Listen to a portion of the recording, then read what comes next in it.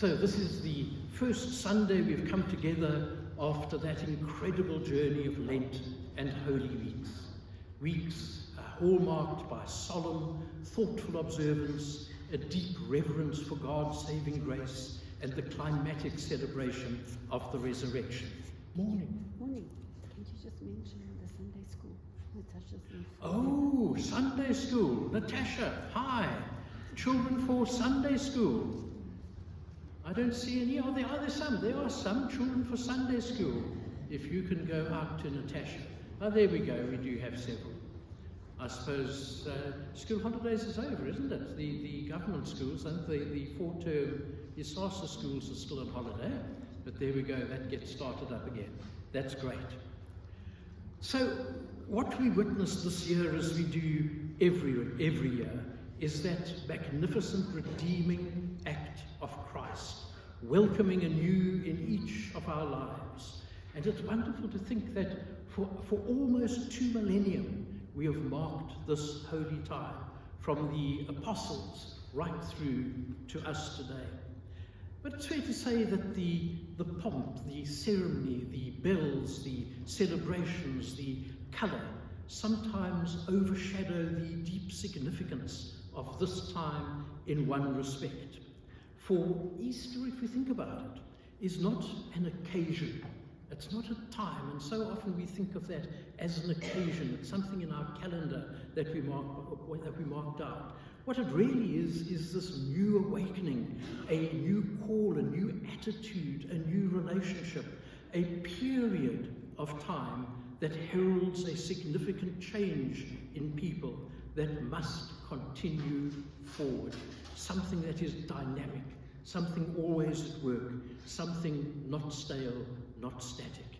So what we're trying to say with that really is that Easter isn't this occasion, and we've now eaten all the Easter eggs and we've sort of done that, we finished with that. It's really something that we need to continue with the whole week. And do you remember on Palm Sunday, I said keep your crosses, put them somewhere, and every now and again change them around, move them in a different place so that it doesn't become stale. You know, because again, if we leave something in the same place, before we know it, we're not really noticing it anymore. So once a month or once every 3 weeks, move it to a different place so that it becomes new and dynamic. Well, today we have one of the resurrection appearances, and Wednesday at our service we also did. We had the road to Emmaus, and today we have that lovely story of Thomas. But let's think of the resurrection appearances. There are 12 and possibly 13. The 13th one is that bright light that Paul saw on the road to Damascus, about 2 years possibly after the ascension. So depending on how you count things, either 12 or 13 appearances. The first appearance had been with Mary Magdalene on that first Easter morning, and the last being the 11 disciples at Jesus' ascension. And on one occasion, Jesus appeared to something like 500 people. So what was this resurrected Jesus like? Because actually we only have one example of somebody being resurrected. Well, we know a little bit. We know that he could be felt. Thomas was able to feel the wounds in his hands and was able to put his hand into the wound made from the spear. So he was physical. He was a physical person. On one occasion he was hungry and he was given fish to eat. So that's a very physical thing, isn't it? Being hungry and being given something to eat. So in one sense he was very physically present. But on the other hand, Jesus was able to appear among the disciples when they had locked themselves inside a room. We remember last week we spoke about the tomb and how some of the cloths just retained their shape. So he just sort of came out of it somehow. We don't really understand that. But we know that here we have Jesus being on one hand this very physical person, but on the other hand being a very spiritual person who can just appear. Think of what we had on Wednesday, the road to Damascus. 2 strangers walking along, and suddenly Jesus was there talking with them. And then they shared the bread, and as he was revealed in the bread and in the wine, he vanished from their sight. Not vanished completely, he was there spiritually, but vanished from their sight. So a very important thing. So our main question that we ask ourselves, and we wouldn't be human if we didn't ask these questions, was did these appearances really happen? Or were they perhaps made up afterwards as a story, or perhaps they were some sort of mass hallucination? Well, let's just try and think of it, and people have written books on this, by the way. I'm just going to look at 4 different aspects how we can be assured that these resurrection appearances actually happened.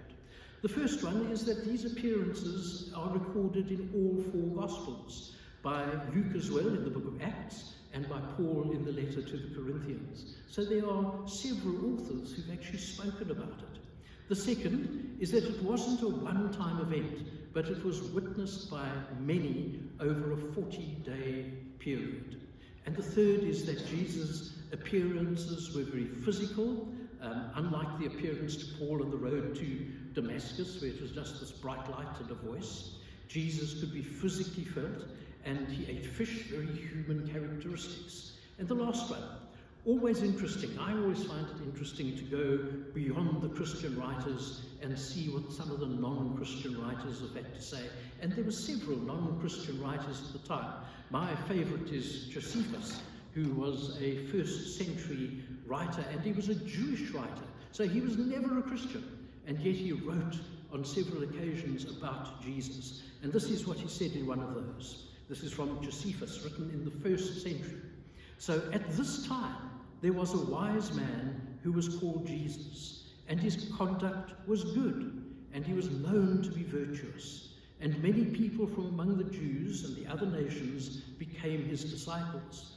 Pilate condemned him to be crucified and to die, and those who had become his disciples did not abandon his discipleship.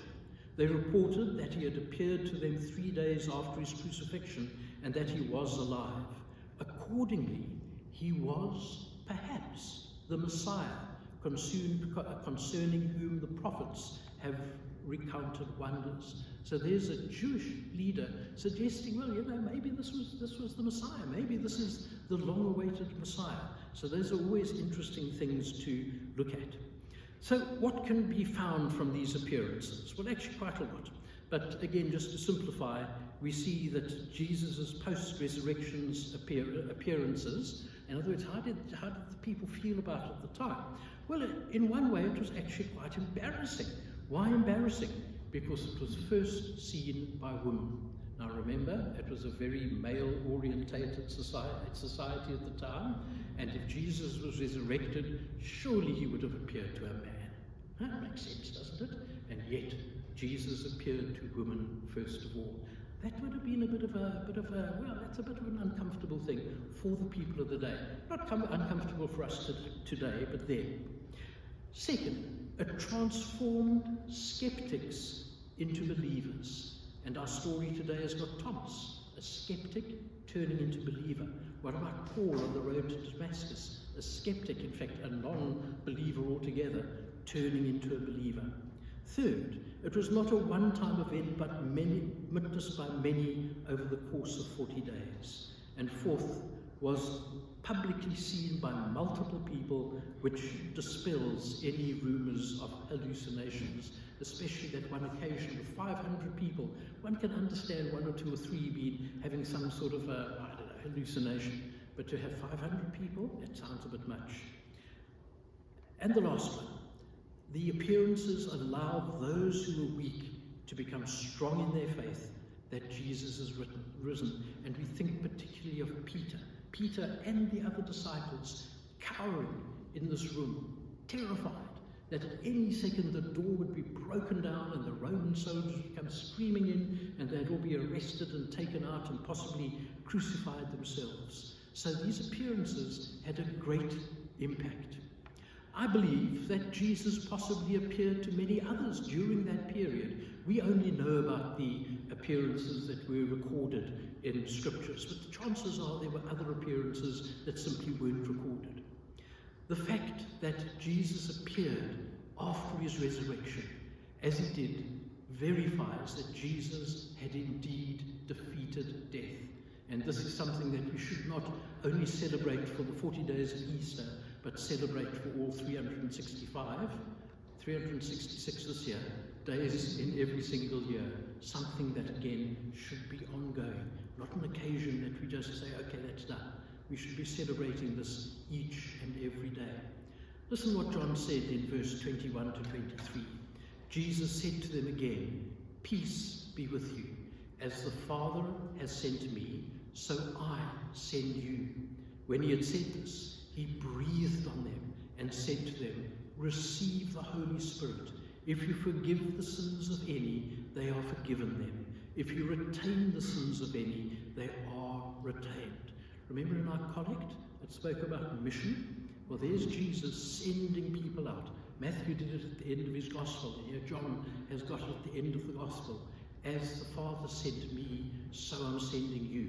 And he was speaking to the disciples. But what are we? We are the modern day disciples. So we too are being sent out to spread the word of Jesus in our place of work, in our families, wherever we have any area of influence. Breathed on them. That's important. You know, we speak about the Ruach of God, the breath of God. We think in Genesis of God breathing life into creation, the very creation, and breathing life into Adam. And also on the day of Pentecost, there was this wind that came, the sound of wind. It wasn't actually a wind, it was just the sound of wind. So again, almost like this Ruach of God inspiring the disciples on that day. Well, let's look at Thomas. Here's a brief story. Well, we know the story. The disciples were there, but not Thomas. Jesus appears to him. Thomas then pitches up after the fact. And what does Thomas say? He says, forget it. I will only believe if I see it myself. And you know, I think we all think that. Huh? Have you ever said that? When I see it, I'll believe it. You know, things like, I'm going to pass my exams. Yeah, I'll see it, I'll believe it when I see it. You know, how many parents have said that? And you know, I used to give astronomy classes at the Gifted Child Centre for many years, and I used to give talks from time to time. And the most common question that I got, without a doubt, was, do you believe that there is other life out there, that there are little green men or something? I don't think it ever failed. Everybody asked that question. And you know, I pretty much said the same thing as Thomas. I pretty much said, well, I can't discount it. I can't for sure discount it, but when it happens, I will believe it at that stage. So I've said it, and I think we've all said it in some context or other. So what does Jesus say? He comes in, he says to Thomas, he arrives, he sees Thomas there straight away. He knows. So he wasn't present when Thomas says, I'll only believe it, but he knows. He says, come Thomas, feel, put your hand in my side. And what is Thomas's immediate reaction? His immediate reaction is to say, my Lord and my God. Wonderful reaction. And it happens immediately that Thomas actually sees it. So verse 29, Jesus said to him, to Thomas, have you believed because you have seen me? Blessed are those who have not seen and yet have come to believe. And wow, how important. Have you believed because you have seen me? Blessed are those who have not seen and yet have come to believe. And hey, that's us. We are blessed because we have not seen physically and yet we believe. And it's almost like John adding one of those Beatitudes. Remember the Beatitudes in the Sermon on the Mount? Well, John is sticking another one in. We are blessed because we believe. You know what, poor Thomas, I feel sorry for him every year, because every year, regular as clockwork, the week after Easter, what do? We hammer Thomas, and forever he is labelled Doubting Thomas. And yet there are only 155 words written about him at all in this instant, 155 days, and yet he's hammered year after year, Doubting Thomas. But you know what, I like Thomas. And I like him because he's real, and we can identify with him because there's so much about faith that is a mystery. We do not fully understand lots about faith. We simply believe because we have faith. And that is why we are blessed, says John. We realize that as human beings, we need things that are concrete. And we have them in our Christian lives. we think of our sacraments. And if you go back to the definition of a sacrament, it's in your prayer book, you can look it up. It says it's an outward and a visible sign of an inward and spiritual grace. Now, we can't see the inward and spiritual grace, but we can see the outward and visible sign. So in a couple of minutes, we're going to have communion. And what are the visible signs? We're going to give you a wafer, the bread. We're going to give you the wine, the body and blood. And those are the concrete signs for us. We as human beings, we need those concrete signs. But what's really important is what happens inside, the inward and spiritual grace. That's what's important. That concrete is just a crutch for us, something for us to hang on, something we can feel and we can experience physically. We do the same with baptism. Baptism is the spiritual grace, but we need something concrete. So what do we have? We have the water. We baptize in water. We have the oil, and we mark on the forehead the cross of Jesus on the forehead. So we have those concrete signs, and that's what Thomas wanted. We wanted him. So by recounting the Thomas episode, John explains that the risen Lord lives a life that escapes our senses, a life that we cannot touch, we cannot see. It can only be an object of faith. And we are blessed because we have that faith. So let's wrap up. And what I would say is, go ahead and doubt. Does God mind if we doubt? Actually, I don't think so. Jesus didn't mind Thomas, didn't condemn Thomas. And you know, it's in doubting that our faith is actually built. You know, if we didn't doubt, if we didn't question, if we didn't say, well, could that really have happened? Well, then we might as well be sheep, and we just follow. But is that what God wants? Just more sheep? If he wanted more sheep, he would have created more sheep. He wouldn't have created us. So in doubting, in working through those difficult questions, we in fact are getting deeper and deeper and deeper into our faith. Our faith is becoming stronger and stronger. So go ahead and doubt. Absolutely nothing wrong with that. But work through it. Work through it. Try and find answers to those why questions all the time. So John ends his gospel in our reading this morning, verse 30. Now Jesus did many other signs in the presence of his disciples, many other signs. Remember, the first half of John's gospel is called the Book of Signs, where he has those 7 miracles pointing towards Jesus as the Messiah. The second half is known as the Book of Glory, and the ultimate glorification for John is Jesus on the cross. So we have that transition in the book of John. So now Jesus did many other signs in the presence of his disciples, which are not written in this book, but these are written so that you may come to believe that Jesus is the Messiah, the Son of God, and that through believing you may have life in his name. So unlike Thomas, we have to rely on our faith from the start. We cannot reach out and physically touch the wounds of Jesus. Our faith is formed and strengthened through the Gospels and through the whole of Scriptures. And as the Good Shepherd said in twice, chapter 10 and chapter 14, my sheep hear my voice.